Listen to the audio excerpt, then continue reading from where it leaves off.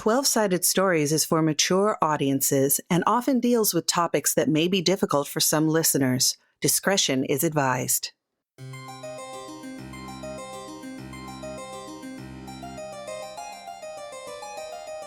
Hello, and welcome to 12-Sided Stories' actual play of Bluebeard's Bride. And now, your groundskeeper, B. Zelda.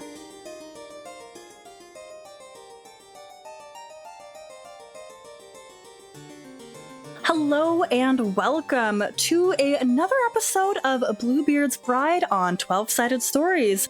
I am your fabulous host for this evening. My name is B. Zelda. My pronouns are they, them, and I'm going to be the groundskeeper, the master of ceremonies, to take you through this dark and spooky journey through a house filled with horrors and ex-wives that nobody wants to meet again. I am joined by my delightful cast, and we will go around with a brief introduction of who you are and who you are playing. Let's start with Pooja. Hello, I'm Pooja, and I am playing the Virgin, who is definitely in over her head. Completely, totally out of her depth. I want my doll back. Should never have left it at the house. That's so sad, too. It's gone forever. Michelle. Hey, I'm Michelle Otis. My pronouns are she, her, and I am playing Fatale, who really thought that, her feminine wiles could get her out of some of these situations, but not so much. Not one bit. Janine. Hello, my name is Janine. I am playing the witch, and also I'm quickly realizing that I'm a bit out of my depth here with my sisters, and just trying to keep everyone mostly intact. You got to commune with the spirits, though, and that went pretty well. You learned some deep information. Good. You know when you learn something and you wish you hadn't? Yeah. Like the amount of extra work that it took to talk to some of these long gone ex-wives who need to stay gone and mind their business. Yeah. Feel a little hurt. A little bit. I mean, I know they say ignorance is bliss, but in this case, it feels like ignorance is not bliss, but neither is knowledge. Both. There is no bliss to be found. Not here. There's no joy here. That's what it is. It has been cut away. And last but not least, Wes. Hi, I'm Wes Otis, he, him pronouns. I am playing the mother, and this is not how marriage is supposed to be. It's supposed to be a sacred thing between two people that either love each other or have a financial, situation going on, not growing children in pots and women who obviously don't see very well because I am beautiful. Oh, I love that so much. You are the strongest, most beautiful bride ever. Before we start, please consider supporting the show through Patreon or on Ko-fi, spelled Ko-fi. Now, on with the show. All right, fabulous. Well, we did last leave off after you had entered the dining room. There you discovered some memories, some women that had been carved into what they believed was Bluebeard's image. After, escaping that room with nothing but a lock of hair that you weaved into a ring and I believe fastened to the remaining fabric of your wedding dress. It is not really a clean fabric anymore. You've been covered in blood. There are cuts. There are tears. You've got dirty feet. You're not looking that great. Part of your hair, most of your hair has been cut away. You know when you get your hair cut and it's in a ponytail? I've really only seen this in movies, but it's really short on the top and kind of long on the bottom. You've got a little bit of a mullet kind of going on right now. So if there's any polished glass or mirrors that you pass along the way, you will be able to re-examine your current beauty. All right, we had last left off with the witch who holds the ring and controls the body. Witch, we'll do a little bit of a check-in. How do you think you're feeling? I think very desperate at this point. Previously, there were a few strange moments, and obviously there's a lot to be unpacked in this house, but with the actual bodily harm finally making its appearance for the first time, truly, and my hair is gone. And I mean, fashionable shag aside, it was my crowning joy for me. So there's nothing for me here, obviously, if the thing that I love most about myself is not valued. So I'ma head out. Sister, it's not just what is on the outside, but it's us working together on the inside that will get us through this. You taught me that. It's time to get through this.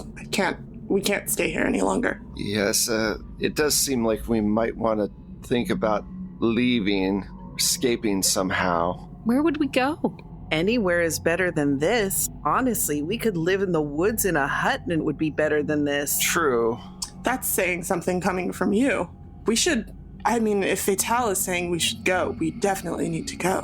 Where should we go home? Would they not just drag us back? What about our family? They would definitely drag us back. Do you think Mother and Father would agree that without even a night spent here that... We haven't even consummated this marriage. It's the perfect time to get out of it. True, but wouldn't our families lose all the money that they got from the marriage? They would be no worse off than they were before. How do you know that, though? Obviously, Bluebeard is a sadistic man. We don't know if he would use his anger against our family if we left. We don't know for certain that this is his fault. I think we know for certain that this is his fault. I think you're being a bit naive if you think that he didn't know what's going on here. He's obviously gone quite a bit. He can't be held to blame for what other women did, what his other brides did when he was gone. He drove them to it. Even if he didn't drive them to it, his pick of people to marry is frightening, but he drove them to it. Does that not also mean that we are frightening? Well, I think they snapped. We wouldn't do this to other people. Should we look at least another room? There may be something there. There may be something different. Something to prove his guilt or innocence one way or another. Maybe at least some fresh clothes. I do wonder why he didn't want us to use the smallest key. It doesn't make any sense. I'm not saying we should, because we were told not to, but it doesn't... I'm curious, of course. Of course. And since when do we do everything we're told? Since we got married, we're partners now, right? That's the whole point. We need to find out how to assert our authority over this house and become the lady that we're supposed to be, right?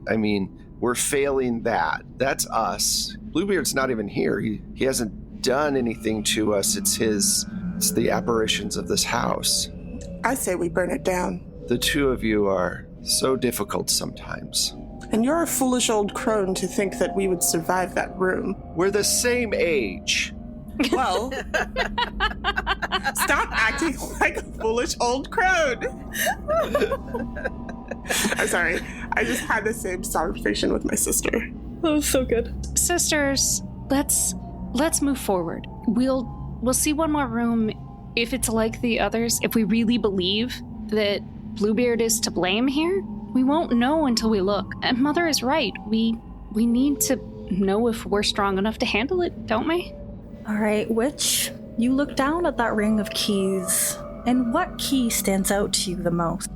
The small one. The one to the room that we're not supposed to enter. I'm feeling finished with following direction, as obviously it's not going to keep me safe, keep us safe. Describe what that key looks like to you. It's the least adorned of all of the keys. It almost looks like a classic skeleton key with the two prongs and the small silver about 2 inches in length. The head is just a simple round, almost like a coin. I like that. This key feels warm in your hand, and with it pressed carefully against your palm, you begin to wander the halls. The halls of a house that are meant to belong to you. The halls of a house that have not responded to you with any kindness. Your bare and dirty feet pad against the hardwood floor as you travel to a hallway with a red carpet, and you travel to an open room with no doors and no windows that lead down to another hallway, and you feel like you're getting lost until finally you hear footsteps behind you. A small form of a young man dressed all in black with something in his arms resolves itself. Miss, of the house? I noticed you were kind of wandering around, and, well, we had something in the kitchen, but I made you some pies. Could I interest you in some? And he holds out 2 sweet pies. This is Toby again? This is Toby. Okay. as you named him. Toby's offering me some pies.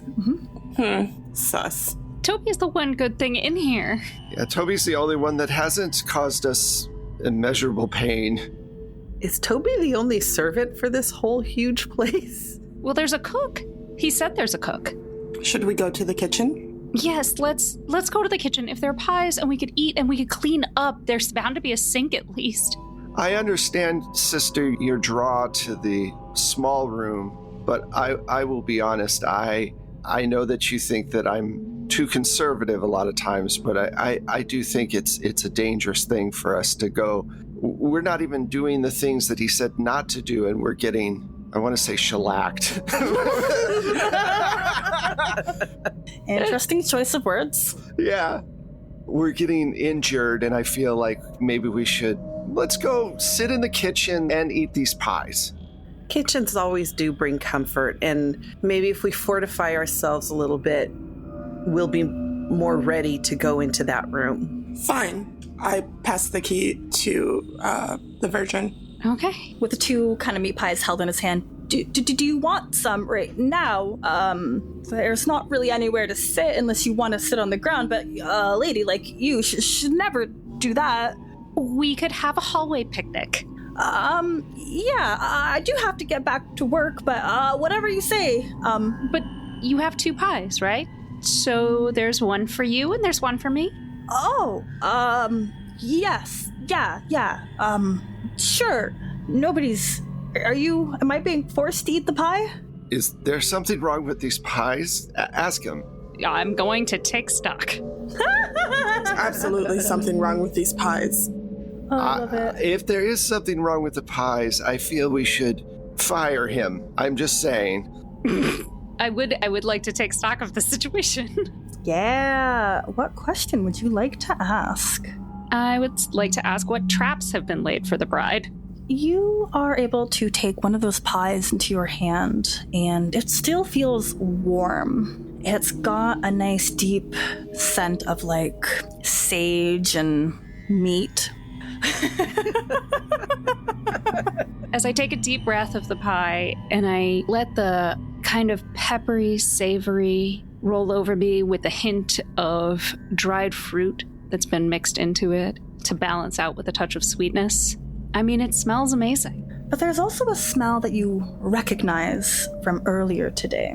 It is a little bit like the scent of rot, and it is just slightly under those really aromatic, savory scents. And as Toby kind of leans the pie closer to you, it reminds you of those little plant babies that had escaped that room, never to be seen again. Toby?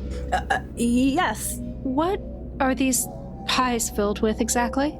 Oh, just the master's finest vegetables and fruits and meats. Well, I don't think there's fruit in it, but I don't really know. Would you like to come and ask the cook? You're being too nice again. Ask him to take a bite. Toby, would you like to... No, not like to. You're the lady. Remember it. Tell him to take a bite. Toby, you look like you're very hungry and must insist that you have one of these pies right now. Ridiculously saccharine till the end. Yeah, we agree. Doing the best I can, sisters. I mean, I don't know what you want from me, and he seems so sweet. Oh. We don't know that he's hurt us yet. The pies smell like vegetable babies. That's not right. Toby, eat the pie. Oh, okay. And without a moment of hesitation, his face just kind of like goes into the pie. It's gross, it's messy. You see human nails, and there is bits of hair, and there's kind of pink, uncooked pieces of flesh. All sprinkled throughout it are some red and purple petals that remind you a little bit of the little plant tops that I've now decided was on those babies' heads. Every time you say that, I think of Moogles. Oh, yes, the little, like, red thing on their head. Don't eat a Moogle, please. They're perfect. Nom, nom, nom. Makes it more horrifying. Toby looks like he's enjoying it. He is completely unbothered by, like, the tiny nails, the slightly uncooked bits. It's a little unpleasant to watch him devour it as enthusiastically as he is. Of course he's a part of it. Of course, that's why he's enjoying it so much. They want us to eat it. I can't. I'm gonna, throw the other pie that he gave me down and grab the first key from the ring that I pick up and go, dash to a different room. I can't. Nope. I don't want to see the cook. I don't want to see what they're doing in there. What does the key look like? I think the key that I picked, it's a bone key, almost. It's that shade of white, but it's very worn smooth. There are no hard edges on the head or the body of the key. It's almost like when you rub a charm or something that you have on a necklace enough that it wears all those edges off. It feels like that. You hastily, with this key in your hand, place it into the lock, turn it. The door opens and you enter the room and it closes behind you. As soon as that door closes, you are surrounded by darkness. There's a slightly wet smell. It's the best way I can describe it in the moment. There is no light. You can't see anything. Your hands tentatively reach along the wall, looking for a sconce that you can light. But as soon as your fingertips brush against what should have been a solid surface, you are met with orbs that are squishy and moist. If you press into it a little bit, liquid kind of excretes out of it. There's a word. Should we use the word pustules? Oh, yes. Yes. Watery on the inside, you smush it and it jiggles. It's not good. But your hand does eventually find a sconce, and I don't know how they work in real life, so there's a little switch on it, and fire comes to light. That's totally how gas lamps work. The movies have taught me so. Yes. That's what I'm basing my knowledge on. The movies have never lied to me. Also, where would we keep matches? True. In your bra? In your corset? With all that room you have?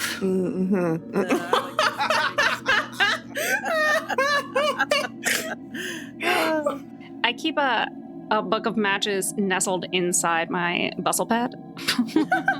That's where we'd go. I just have to dig around for a while. It also works as kindling if I need it. Multi-purpose. I'd like to take stock. Yeah. What stalks the bride from the shadows?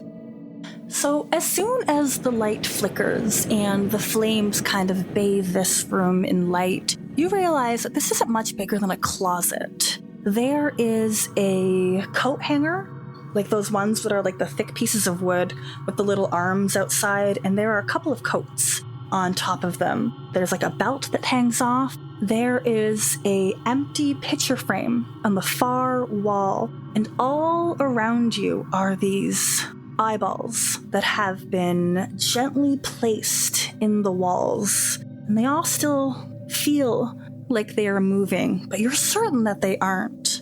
And as you kind of gaze around, you feel like you're being watched at every angle. What stalks the bride in here are the people whose eyes once belonged here. You still think he's a good guy, Virgin? This can't be real. So there's an empty picture frame? Yep. Coat hook, coat rack, and eyeballs. I'm gonna walk up to the picture frame. Or we could have turned around and went the other way. I'm just throwing that out there. There's no reason to stay here. You're in control, though.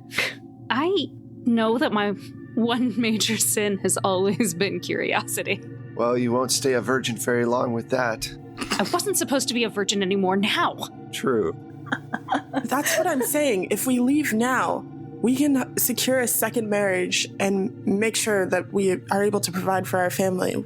And I'm going to walk up to the picture frame. This is why. We can't have nice things. I try to take you under my wing and then you... Can we investigate a mysterious object? Absolutely. What about this item is odd or uncanny? As you step closer to this picture frame, it's got a beautiful pattern frame that has been painted in gold, and it's got that glass covering. As you step closer and you tilt your head one way and another, at first there is nothing. But as you squint your eyes and look closer at it, a drawing starts to resolve itself. Wes, can you describe to me what that stable boy looked like? Tall, probably 6 foot, broad shoulders, really calloused hands from working all day, long brown hair, hazel eyes, darker skin, like olive skin, like darker tone, especially working outside again all day long, and a very sweet smile. Most of that is reflected almost perfectly in the drawing. The only thing that has been scratched out rather aggressively are the eyes. What other question would you like to ask? Whose item is this? There is a signature at the bottom, and it does say B. How would he must be a sorcerer, because there's no way he would know about our love for the stable hand. I think I'm going to go towards the eyes on the wall and put my face very close to them. Our face? You're putting our face over there? Our face, my face. I am, because Why are we doing this? I'm using my face move, the moth. Just a real quick question. Who gave the Virgin the keyring? Which? This is your fault, just so we're clear when we have our face absorbed. I'm just saying. I'm using my face move, the moth. When you investigate a mysterious object by placing yourself in immediate danger, Ooh. the groundskeeper asks you a question off the list provided. Your answer is truth. Mark a trauma to earn a second question. Ooh, one of my favorite moves. I love that because I can ask you a question. What memories does this item hold? When I look into this eye, I see the specific pattern of flux that I saw when I looked into the stable boy's eyes. I think at that close proximity, you smell his musk, his hair. You can pretend like you could almost feel what it was like when his hands brushed yours. And do you want to ask another question? I think, yes, I will. I will mark a trauma. And why does this hurt you? I always like to know what about this is traumatic for you. Is it knowing that this was the fate that Farm Boy had because he loved you? I think it is. He was my first love. Mm-hmm. And this wouldn't have happened had we not loved him and betrayed him by marrying Bluebeard. I love that. So remind me, do you get to ask a question or am I asking you a question? It says earn a second question. So I actually don't know. Well then, GM choice. Whatever you would like then. If you want me to answer a question or if I can ask you a question, you can provide those details. I'm up for either. Can we give suggestions for a question? Yeah. So these are all his victims. We're assuming that a lot of them are past brides at this point, correct? Is there a spot where there are no eyes? Has anyone escaped Bluebeard? Is there a place where there's hope? You take a moment and move your face away from those two eyes that you know so well, and you scan this tiny closet.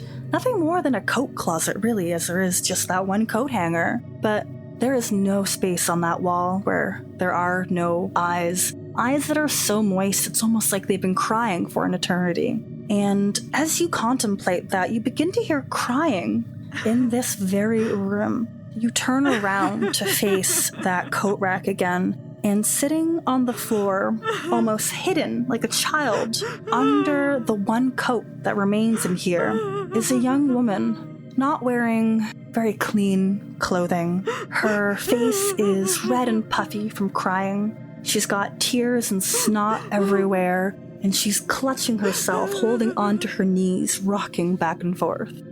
Did you love him too? Hello? Oh, I didn't see you there. I'm just having a hard time. I never got to say goodbye. Did you get to say goodbye? Not a proper goodbye. It's not fair. It's not fair. I should be able to love anybody that I want.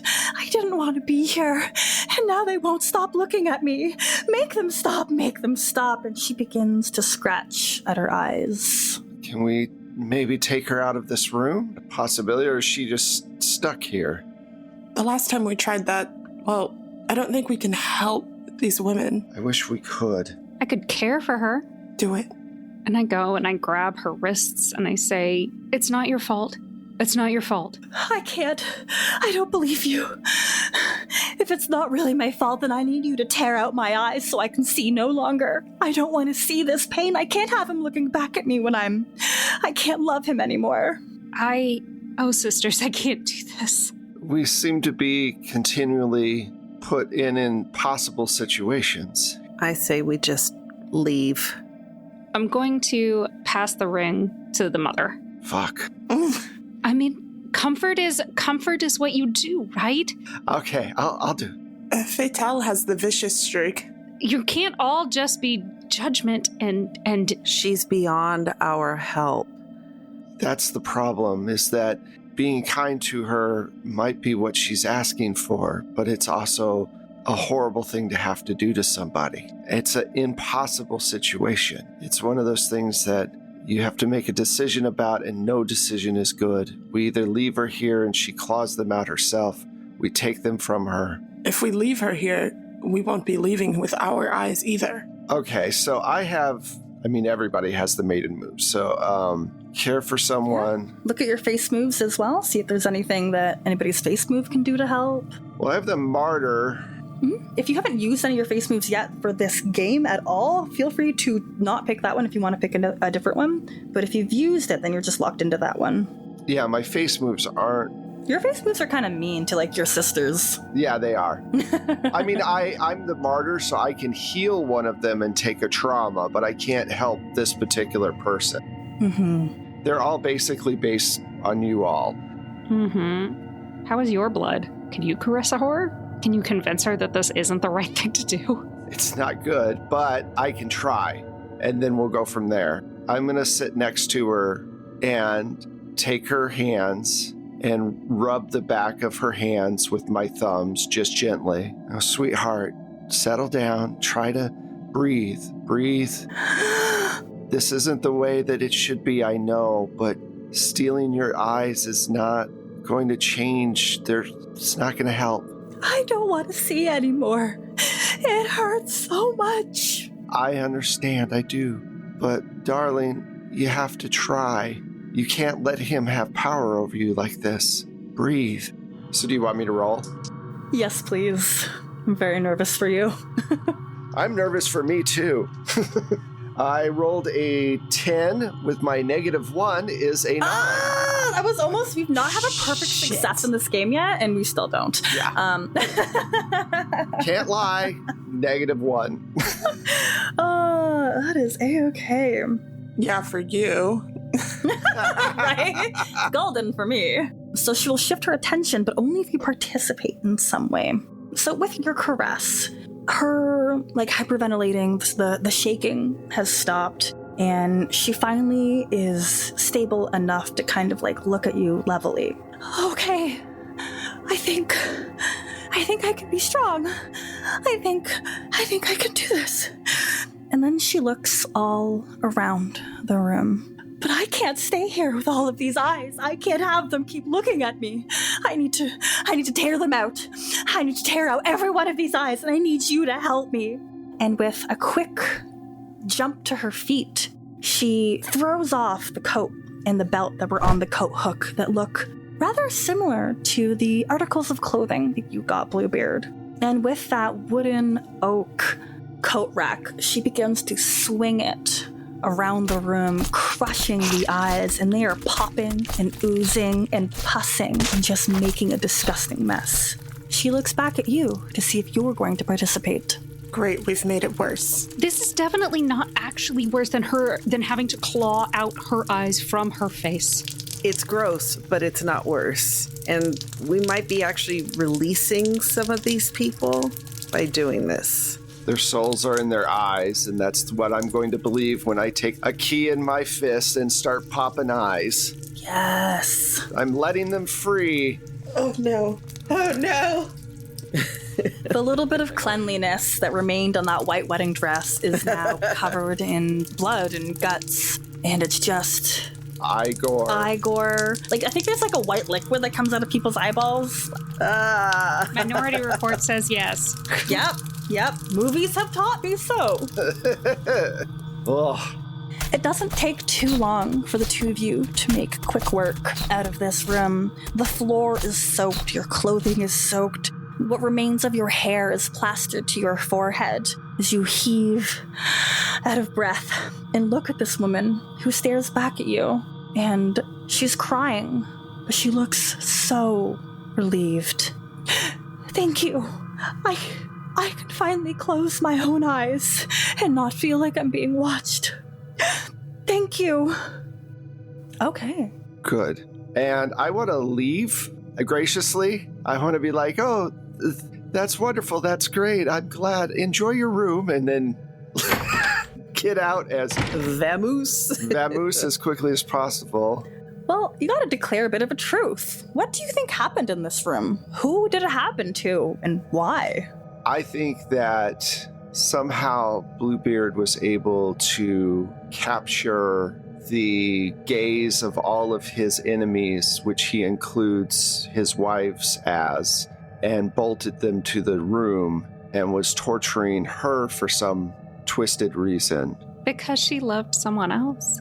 Because she loves someone else. And by popping all the eyes, we have not only freed her, but hopefully maybe freed the other women and the other lovers who have been put in this for being enemies of Bluebeard. Perceived enemies, anyway. Perceived, exactly. For being unfaithful. Yeah. Now, if you were to take a token, something out of this room, it could be a popped eyeball. I imagine they're like deflated. I'm so sorry.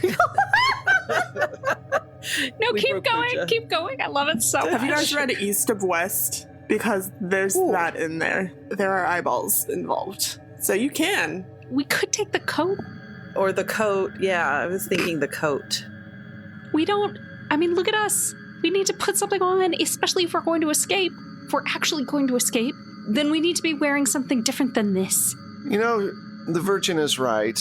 And if I had taken off my clothes in the first place, we would have been in a better spot. Anyway, this is the mother talking with several trauma tracks taken off. So I'm going to take off the dress, put on the coat, and walk out. Okay, and is this a token of faithfulness where, this isn't... No, not at all. This is fuck that dress, fuck you, I'm putting on my coat and going home moment. All right, well, I need everybody to mark one trauma. Oh. Fuck. So I have a question. Because I gave up the ring. Oh, you are immune. Yeah, thank you. I always forget about that rule. The trauma of realizing that you are married to a man that seeks revenge not only upon women, but upon the people that they have loved is in itself rather traumatic. Sisters, I have a feeling that we're not going to be able to escape this place, but we can try. But if we do, if this is what he does to women who love someone else, even before they met him, what's he going to do to our family? What do you think? Quite literally, it's us or them. And even if we run, where he'll find us. I don't know if we should leave anymore. Our family will be in danger if we do, and he's just going to follow us. He'll find us. Let's go to the small room. I think it's time to figure out what's actually going on. Though, if he wants to torture us, maybe that place has the answers we need. It might even be the source of all this, whatever he's using to keep everyone trapped here. I still think that burning this place to the ground should be an option. It is made of stone and magic. I'm with you. I say we burn it to the ground. How possible is that? Trying to see if there's a move I can make. I want to look around and see, are there timbers in between? Could we do any damage to this mansion or no? You've walked these halls now for the better part of a few hours, and while the outside is castle-esque with those big stone bricks that are kind of piled on top of each other all the way up to spires, but the inside is old and, there's a lot of these fire sconces, old dusty red carpets. There's plenty of things that are flammable, but a lot of the building itself is brick, but that doesn't mean that doors won't burn. Doors, rugs, tapestries. If the doors all burn, does that mean that everything in the rooms get out? Not without burning themselves badly. It would mean the end of us, of course. If stabbing Eyes Out with Keys was a release for those spirits, perhaps it would be a release for all of the spirits here. Gutted it. I don't want to die. None of us do. You don't want to run either. We don't want to die, but we can't live like this. And if we're gonna die, let's die on our own terms and not wait to be tortured by this inhuman thing we married. I think, so while you're having this discussion too, you are all walking towards the final hall that leads you to the one room that you were forbidden to enter. The final room. You traveled these dark halls in search of a truth most divisive. Each room provided you with all of the evidence you desired to make that fateful choice. And now you stand before the forbidden final door, and you must decide. Do you enter the room? Do you look through the keyhole? Do you present evidence to the town? Or do you run away, start anew, leaving this place on fire behind you? I'm all for the last option. You know, I agree with the Fatale. I do too. Fire. No one would ever believe what we told them here. I barely believe it. Fire is cleansing. Yeah, we can start anew somewhere else. Nobody even has to know who we are. Let's set fire to the door and everything and walk out. Run out.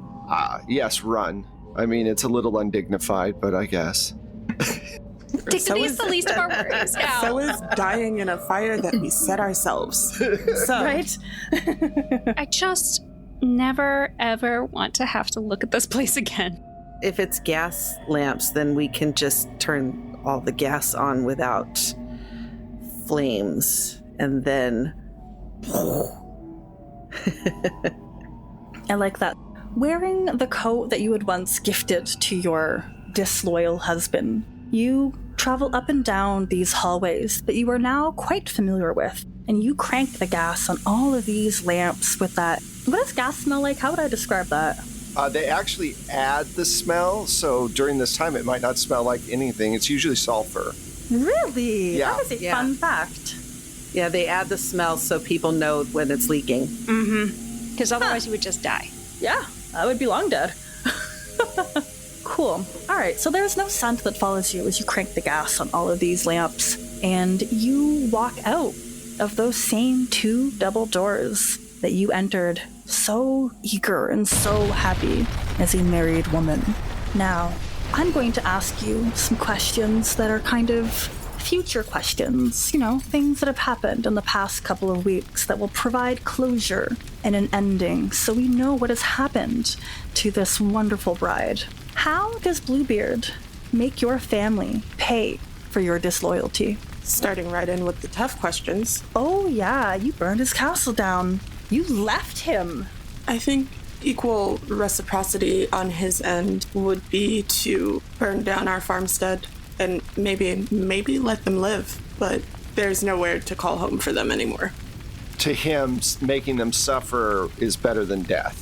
Yeah, so he would take any money they had, any livestock, and burn the place down. Oh yeah, leaving your sisters, your parents out on the street with nothing. Now, in order to start a new life, as a woman, you know that it is best to marry somebody else. How do you convince somebody else to marry you? Well, Fatale. Yes, Fatale. Go for it. we might not have much stuff in the balcony, but in the basement we've got plenty. So, using our feminine wiles on some not necessarily wealthy, but at least, someone who's stable, has their own little farm somewhere, reminds us a lot of our stable boy. Aw, that's really cute. Why do you keep the tokens that you discovered?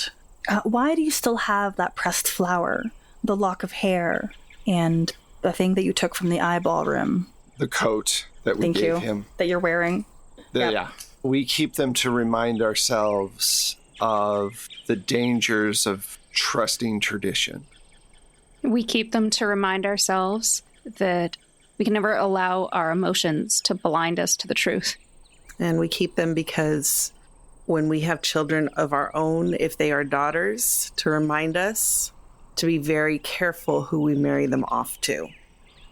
Also, as a reminder that we are strong and capable of handling what needs to be handled when it comes down to it.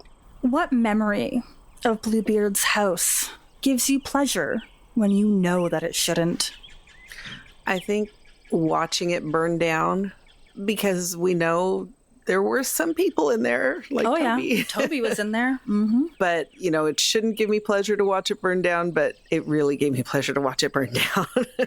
I think there was that moment where the witch caressed the demon baby by rubbing its stomach, and it quieted. There was just this, connection and care that gives me pleasure. Although I know it was a demon baby. I think for me, tacking onto what Fatal said, knowing that Toby was in the house after he gave us those foods, knowing that he was complicit in the situation, and therefore, I don't know, it's vindictive, but I feel okay with the fact that he didn't make it out. But I think the brief moment of having control over another person and being able to make them eat those pies and kind of realizing that that's not something that we will be able to assert in the same way again. I like that. It's a memory that shouldn't give you pleasure, and yet it still does. Now, finally, as you have had a sample, a taste of a life on your own, back on a farm with a new man that is truly able to provide in the best way possible, you still can't go back to your family because they will never forgive you, because they have lost everything and they are just shells of the people that they were. There was a knock at your farmstead, and when you go to open that door, what loving gesture does Bluebeard make when he finds you again? I think he winds the silver wire that the woman had in the dining room around our neck. Mm-hmm. Well, as a loving gesture, he could stand there while I get the pitchfork.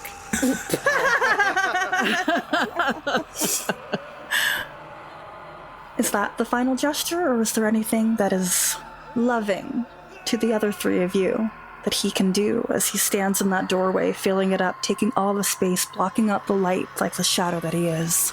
I think before he kills us, he tells us that he'll let our partner live. He won't take their eyes. That was my thought. His loving gesture is not killing us, but he's brought a jar full of eyes that he's been collecting for a while.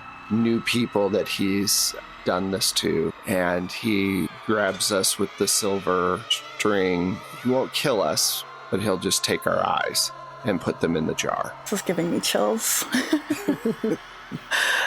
But we can still see outside of the jar. So we just have to go wherever he takes us. Mm-hmm. And Fatal, because it can just be now that he takes your hand in his and never lets go. I mean, I guess. Loving. Loving gesture. He says, "You will be my final bride." And with your hand in his, he takes you away. And that's Bluebeard's bride. You survived. Yeah. Yeah. Yay. God damn it. That's like the better of the endings. Mm-hmm. Man, if it hadn't been for that give up the ring thing, I definitely would have shattered right there. Oh, heck. I was like, am I shattering right now or am I not shattering right now? Yeah, I had one more till I shattered. I think Same. it's the only win. There is no win in this situation, Mm-mm. but if we're going to try to say anything, we didn't shatter until obviously when you open the door, we all shattered. There's no way. Yeah. You can't remain a human being and have to continue to go through that trauma all over again after you just got a taste of safety. Right. Mm-hmm. Freedom. It's a worse thinking that we got away. Oh, And Yeah. that we sacrificed our family for nothing. right. Because we knew he would come after them, and we left anyway. Hoping he'd never come after us. And there were consequences. At least maybe we released some of the souls in the castle. Mm-hmm. Maybe. Silver You know. linings. You'll never I mean, know. the lies that we tell ourselves are the sweetest. Whew. Gosh, how is everybody doing now? Oof. Yeah. Gotta find a way to push out all these feelings. Oh my goodness. As soon as you were like, the caress, or was it care for, whichever one where you were like, I knew that you were going to be like, she wants you to help her put all these eyeballs out. And I was just like, we should have just ripped them out and left. All we had to do was take her eyes. There would have been some screaming. It would have been fine, though. I honestly was literally a second away from doing that. Mothers are very caring and blah, blah, blah. But there's also the darker side of mothers being judgmental and hard to deal with. But also mothers doing what it takes. Mothers doing what Regardless. it takes, regardless. It's one of those positions where there is no good answer. You just make one and hope that it works out. Oh my goodness. I love running this game so much. And it's all so good and it's all so awful and I hate it and I love it. Mhm. There's something about the inevitability of like, there are choices available to you, but they're all bad choices and they will all lead to bad outcomes. Yeah. It's just how bad of an outcome do you get? Or how soon do you get it really? Yeah. Well, you hate to think about it because we all live in, the reality. But at the end of the day, we all have to face mortality and dealing with losing people. And those are all outcomes that you have to handle. So even just the baseline human experience is difficult. And then you add in a dick. And it really makes it all that much more worse. How crushing is the human condition today? Oh, yes. No, this game is wonderful. Like, you're exploring what it was like to be a woman in the Gothic era, where you have choices, but you don't actually have choices. Yeah. No. Yeah. Mm-hmm. And sometimes your choices are between one crappy thing and something else crappy. And it's Yeah. like, okay, which one's less crappy? Or which one's less crappy for me? Yeah. And that sucks too. You have to decide to hurt other women or hurt yourself. Like, that's not fair. Not only other women, but if you're affecting people in a lower class strata, then you're affecting everyone just because they're poor and can't get away from the economic power of the Bluebeard. Have you tried not being poor? Yeah, exactly.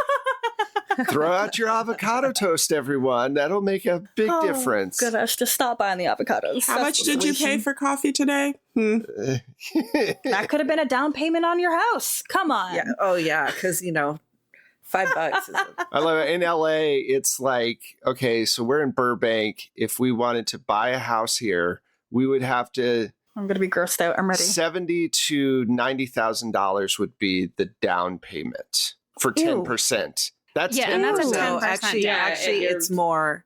It's more. If we wanted, because we have 2 kids, so if we wanted a 3-bedroom house, you're not getting in for under $900,000. Well, thank you, B, so much. That was I very know. This was cool. really Thank you. great. Thank you for having me. This has been absolutely fantastic. We got to play some Bluebeard's Bride, a feminist gothic horror. This game has so many ways to run it. Like, I always lean towards the body horror, but a lot of people are comfortable running like the sexual horror of it. So if you do ever get a chance to play this game again with a different GM, take it, because it is a horrible and wonderful experience. Always, just always. So thank you so much again for having me here. I was your gravekeeper, gamekeeper. I was your master of ceremony, groundskeeper. Thank you. Gravekeeper? No. There were graves that I was keeping. Yeah, Keeper of the Crypt. Wasn't that a TV show? Mm-hmm. Crypt Keeper. Crypt Keeper. I love that little skeleton guy.